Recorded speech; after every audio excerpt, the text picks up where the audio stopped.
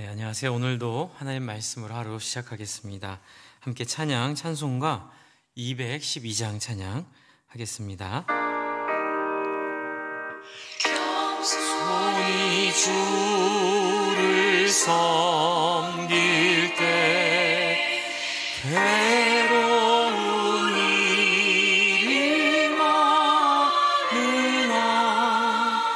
구주여 내게 힘주사 잘 감당하게 하소서. 인자한 말을 가지고 사람을 감화시키며 갈 길을 잃은 무리를 잘 인도하게 하소서.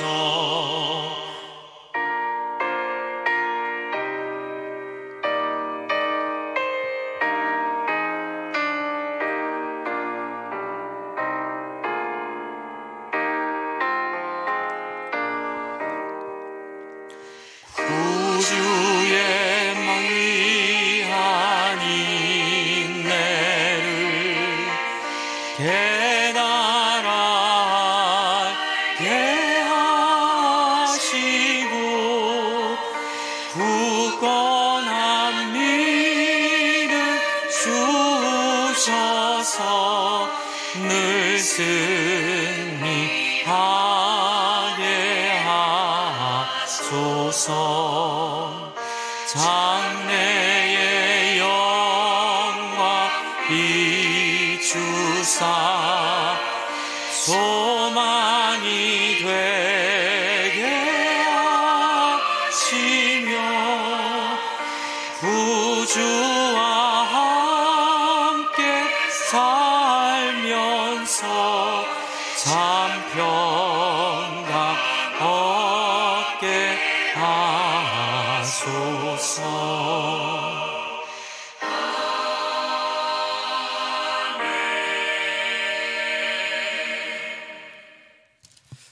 하나님, 이제 저희가 창세기 마지막 부분을 묵상합니다. 그 형들과 그 요셉 사이에 있었던 이야기를 보며 우리를 보게 되고, 또한 그 요셉의 마지막을 보며 우리의 인생도 야곱과 요셉처럼 사용받기를 원하는 소원들이 있습니다. 하나님, 오늘 말씀을 통해 하나님 기뻐하시는 나라의 일꾼으로 저희를 사용하여 주시고 그 일을 위하여 필요한 준비들 잘 해낼 수 있도록 성령으로 도와주십시오. 예수님 이름으로 기도합니다. 아멘.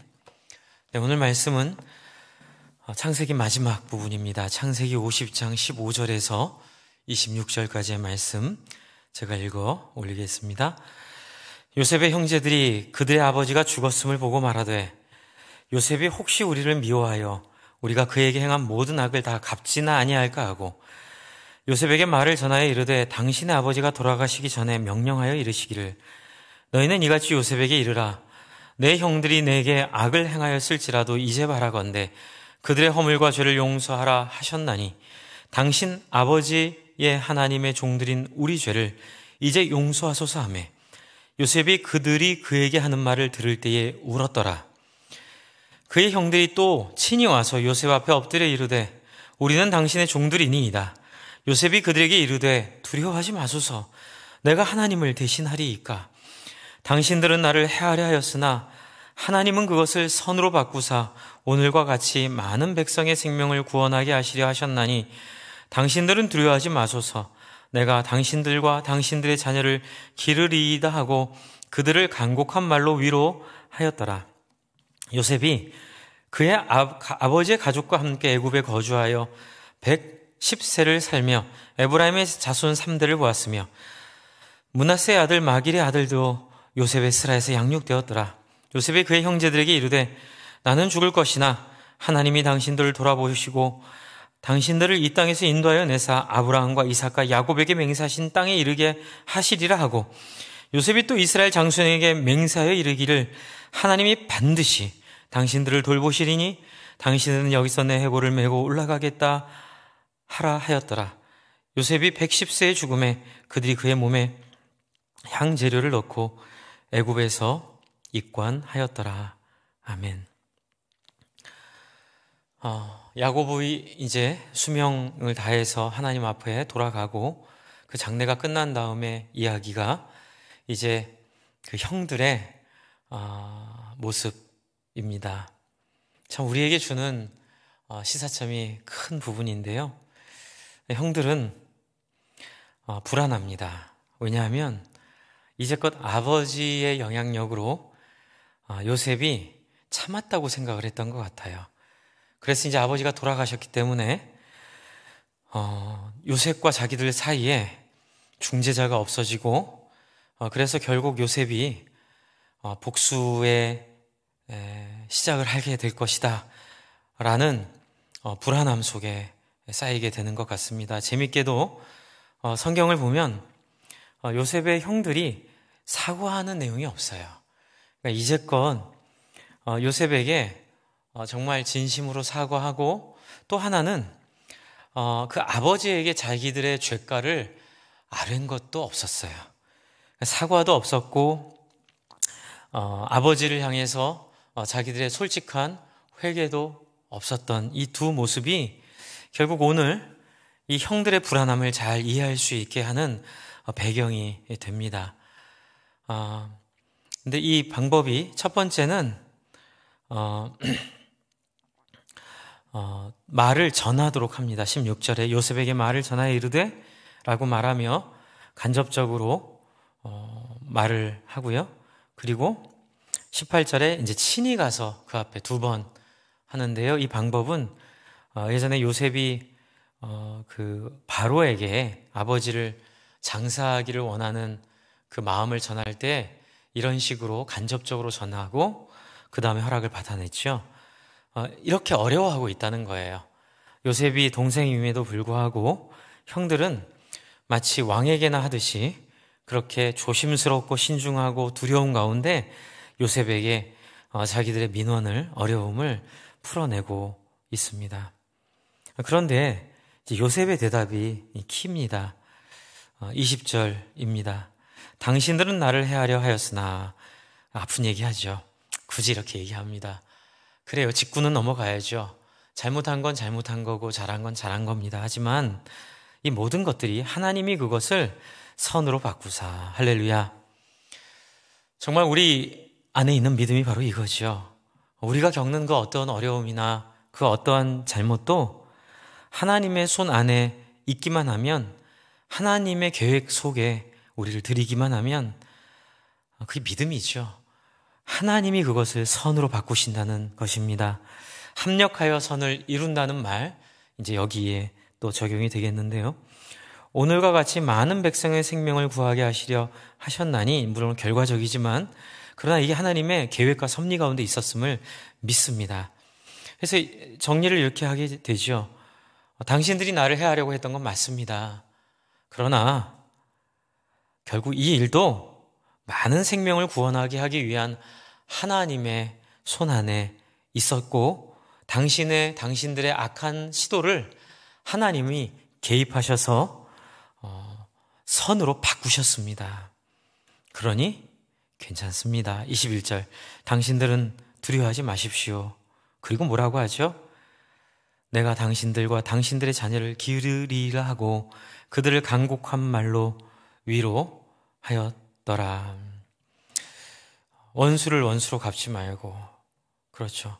우리가 왼뺨을 맞으면 오른뺨을 내놓고, 겉옷을 달라면 속옷을 주고, 오리를 가자 하면 십리를 가는 이유가 바보래서가 아니라, 우리의 삶을 주관하시고 그러한 과정을 통해서 하나도 버릴 것이 없도록 나를 훈련하시든지, 아니면 다른 사람을 살리시든지, 아니면 나를 어렵고 힘들게 하고 아프게 했던 그 사람을 변화시키시든지, 어쨌든 하나님 나라의 영광을 위하여 기어코 사용하고야 마시는 그 놀라운 하나님의 섭리를 믿기에 우리는 그 하나님 앞에 맡겨드리는 것입니다. 당신들은 나를 해하려 하였으나 하나님은 그것을 선으로 바꾸셨습니다. 주 안에 사랑하는 성도 여러분, 저도 저를 돌아보면 제가 뭐 상처만 받았겠습니까? 제가 받은 상처 그대로 아니면 성숙하지 못했기 때문에 더 큰 상처로 과거에 돌아보고 또 뭐 지금도 실수하겠죠. 상처를 주기도 하고 받기도 합니다. 저는 이 본문을 묵상하며 이렇게 기도합니다. 하나님, 제가 이 형들과 같은 역할을 한 경우가 있었나요? 하나님, 그런데 저는 사과를 못한 것이 저도 모르게 사과를 못한 것이 만약 있다면 하나님 저를 불쌍히 여겨주시고 이런 요셉을 위로하셨듯이 저의 부족함으로 또 저의 죄악으로 어려움을 겪은 분들 위로하시고 무엇보다 그것이 전화위복이 되는 하나님의 역사로 선으로 바꾸어 주십시오. 또한 저도 상처를 받으며 아팠던 경험이 있죠. 정말 그때 그분이 그렇게만 안 했으면 제 인생이 좀 수월했을 텐데, 네, 그렇게 고생하지 않았을 텐데, 제가 특별한 고생을 했다는 게 아니고요. 여러분 다 삶에 고생들이 있지 않나요? 하지 않아도 될 수고들. 원망의 마음이 없을 수는 없죠. 그러나 다시 이 말씀을 보며 하나님께 감사하죠. 하나님, 그 누가 어떤 사람이 나를 해하려고 하거나 또는 어떤 사람이 내 인생에 끼어들어서 내 인생을 소위 세상적으로 말할 때 꼬이게 한다 하더라도 두려워하지 않습니다. 왜요? 하나님은 그것을 선으로 바꾸셨음을 믿고 찬양하기 때문에 그렇습니다. 돌아보면 정말 하나님 그러셨습니다. 선으로 바꾸셨고 그 모든 어려움들, 잘못된 시도들도 결국 저를 훈련하고 저를 단련해서 사울을 제거하시고 제 안에 사울을 제거하시고 제 안에 야곱을 변화시키시고 제 안에 있었던 모든 잘못된 모습들을 벗겨내시는 과정으로 하나님이 사용하셔서 정금과 같이 나오도록, 그래서 어떻게 해요? 하나님의 백성들을 구원하게 하는 역할을 하도록 하나님이 만드셨습니다. 할렐루야. 그러므로 주 안에 사랑하는 성도 여러분, 상처를 준 것에 대해서는 회개하고 정말 아파하고 이렇게 해야 되겠지만, 그러나 또 하나님이 선으로 바꾸셨음을 믿으시고, 또한 잊을 수 없는 상처나 잊을 수 없는 인생의 태클이 들어왔을 때 원한 갖지 말고 하나님의 손에 맡기시는 저와 여러분 되기를 바랍니다. 하나님께서 선으로 바꾸실 것입니다. 하나님께서 그 어떤 시도도 저와 여러분을 하나님 앞에 준비된 사람으로 아름답게 영혼을 구원할 과정으로 저와 여러분의 모든 삶을 인도하실 것입니다. 그리고 여기서 하나 좀 기억하고 싶은 것은 요셉의 눈물입니다. 17절을 보시면 첫 번째 그들이 사람을 보내서 용서하라라는 이야기를 들었을 때 굉장히 가슴이 아팠던 것 같아요. 여러분 상상을 좀 같이 해볼까요? 여러 가지 상상이 가능합니다. 분해서 아플 수도 있고요. 옛날 생각이 나서. 또 하나는 아버지 생각 때문에 울을 수도 있고요. 또 하나는 형들이 불쌍해서 울 수도 있고요. 어쨌든 여러 가지 감정이 이 안에 하여튼간 다양하게 포함되어 있습니다. 여러분, 이 부분에서 우리도 한번 우리 속에 있는 아픔들을 내놓고 하나님 앞에 우셨으면 좋겠습니다. 그 어떤 한 맺힌 울음이 아니라 하나님이 함께 하시면서 오는 치료의 눈물, 치료의 위로의 눈물. 제가 말씀드렸듯이 한 번도 형들이 잘못했다고 말한 적이 없기에 어쩌면 저는 형들이 스스로의 잘못을 고백하고, 물론 자기들의 안위를 위해서 하는 거라고 하더라도 인정했을 때 어쩌면 요셉의 마음속에 그렇게 풀리지 않았던 그 마지막 한 가닥이 여기서 풀리지 않았을까? 그래서 요셉이 20절에 굳이 당신들은 나를 해하려 하였으나라는 말을 통해 치유되지 않았을까? 하나님이 또 이런 방법으로 요셉에게 선하게 갚아주시고 요셉의 마음에 맺히고 아프고 고통스러웠던 말 한마디면 되는데, 그쵸? 미안하다는 말 한마디면 되는데 그 말 못 들어서 겪게 된 그 마음의 응어리들이 이렇게 눈물로 또 이렇게 속 시원하게 한마디 하죠. 당신들 맞아요. 나를 해하려고 했어요. 그러나 이 좋은 상황 가운데 하나님이 허용된 범위 안에서 이렇게 우리의 트라우마를 치료하시고 우리의 나쁜 기억들을 회복시키시는 그 하나님, 여러분과 제 안에 있는 트라우마도 하나님의 방법을 통하여 무조건 참아라가 아니라, 무조건 하나님이 해주신다가 아니라 이렇게 눈물을 통하여, 또한 우리의 입을 통하여 하나님 우리를 시원케 해주시는 역사가 있을 것입니다. 그리고 마지막으로 22절부터는 창세기의 마지막이 결코 창세기의 마지막으로 끝나는 것이 아니라 출애굽기의 시작임을 보여주고 있습니다. 요셉은 잘 살았습니다. 그래서 거기서 신실하게 자기의 약속대로 자녀들까지 책임지는 모습을 보며, 형제들의 자녀들까지 책임지는 모습을 보며, 특별히 므낫세 아들 마길의 아들 요셉의 스라에서 양육되었다는 이 양자로 삼은 이야기를 굳이 넣은 것은 요셉이 신실하게 변치 않고 당신의 마음 중심을 지켰다는 것을 보여주고, 또 마길은 후대에 이스라엘 역사에서 이름이 있었던 장수였습니다. 그래서 마길의 후손은 400년이 지난 출애굽 후 이스라엘이 가나안 땅을 정복할 때 요단 동편 기럇 정복에서 혁혁한 공을 세워 므낫세 반지파가 그 땅을 얻도록 정착할 수 있도록 만든 사람입니다. 민수기 32장 39절 40절, 신명기 3장 15절, 여호수아 13장 31절. 그래서 이제 이분 이름을 여기에 굳이 넣은 거고요. 이게 이제 의미하는 바는 이렇게 하나님께서 요셉의 뒷날을 보호하시고 인도하셔서 어디까지 이어진다고요? 마길의 자손 이야기까지 나오는 출애굽 후 다시 옛날에 하나님이 약속한 그 땅으로 돌아가는 데까지 이어지는 거예요. 그래서 요셉은 뒤에 이렇게 마무리를 하도록 합니다. 요셉이 24절 그의 형제들에게 이르되 나는 죽을 것이나, 이렇게 얘기하고요. 중요한 것은 뒤에예요.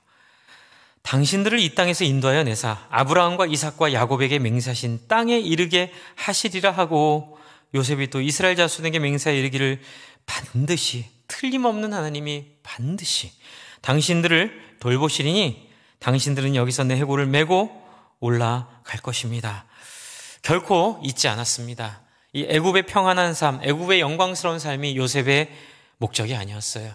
요셉은 죽는 그 순간까지 하나님이 자기의 인생을 하나님의 큰 그림 가운데 한 부분에 놓으셨고, 그 일부 속에서 어떻게 자기가 해야 될지를 명확히 알았던 사람, 이 땅의 것에 마음 뺏기지 않고 이 땅의 것에 정신을 잃지 않고, 나를 왜 그리스도인으로 불렀는지, 나를 이 시대에 왜 장로님으로, 왜 집사님으로, 왜 권사님으로, 왜 목자 목녀로, 왜 이 목장으로 나를 부르셨는지를 기억하고, 하나님의 큰 나라를 이루는 과정 속에 자신의 역할을 충실하게 끝까지, 이걸 사명이라고 하고 소명이라고 하죠. 소명을 붙잡고 살아가는. 제가 늘 말씀드립니다. 다른 사람을 나보다 낮게 여기며 다른 사람을 섬기는 인생. 그래서 다른 사람이 우리의 섬김을 통해 예수님이 누군지를 알게 되고, 제자 훈련은 가르친다고만 되는 게 아니라 경험해야 되죠. 그래서 목장을 통해 예수님의 사랑과 예수님의 삶을, 그 흔적이라도, 때로는 그 예수님의 삶의 흔적의 일부분 파편들이라도 각자의 모습 속에 볼 때에, 그때 비로소 예수님을 믿게 되고, 그래서 또한 하나님의 소원을 따라 이 땅을 가치롭게 살아가는 한 명의 사람이라도 더 전도하여 주님의 나라 이 땅에 오실 때까지 하나님의 교회를, 거룩한 하나님의 나라를 침노해가는, 확장시켜 나가는 그런 놀라운 사명이 각자의 자리에, 각자의 영역에, 각자의 부분 속에 있게 될 줄로 믿습니다. 이 형들도 비록 요셉이나 야곱 같지는 않지만 결국 그들의 인생도 하나님의 나라, 큰 나라를 이루는데 조연의 역할을 했고, 하나님이 저희를 요셉으로 부르면 좋겠지만, 야곱으로 부르면 좋겠지만, 형들로 부른다 하더라도 기쁨으로 그 한 역할을 감당하는 귀하고 복된 저와 여러분 되기를 주님의 이름으로 축원합니다. 제가 기도하겠습니다. 하나님 아버지, 정말 교회가 무엇인가 고민하게 되는 이 시대에 요셉이 놓지 않고 바라보고 있었고, 그의 형들 또한 함께 그 하나님의 약속을 바라보도록 했던 이 장면을 봅니다. 하나님, 우리 모든 성도님들, 요셉의 역할, 야곱의 역할도 있지만 그 형들의 역할, 형들의 자녀들의 역할, 다양한 역할들 속에 장로님으로, 권사님으로, 안수 집사님으로, 집사님으로, 목자, 목녀로, 목장 안에, 또 이 교회 공동체 안에 포함되어 있사오니 하나님, 영혼 구원하고 제자 삼는 일에 모든 우선순위를 두며 각자의 자기의 삶 속에 자기가 할 수 있는 영역 속에 창의력을 발휘해서 하나님 기쁘게 해드리는 모든 성도님 되도록 하나님 역사하여 주시옵소서. 주님, 다시 출애굽 통하여 가나안 땅 들어가는 것처럼 주님 다시 오십시오. 이 땅에 다시 임하여 주시옵소서. 예수님 이름으로 기도합니다. 아멘. 함께 기도하도록 하겠습니다. 하나님 아버지,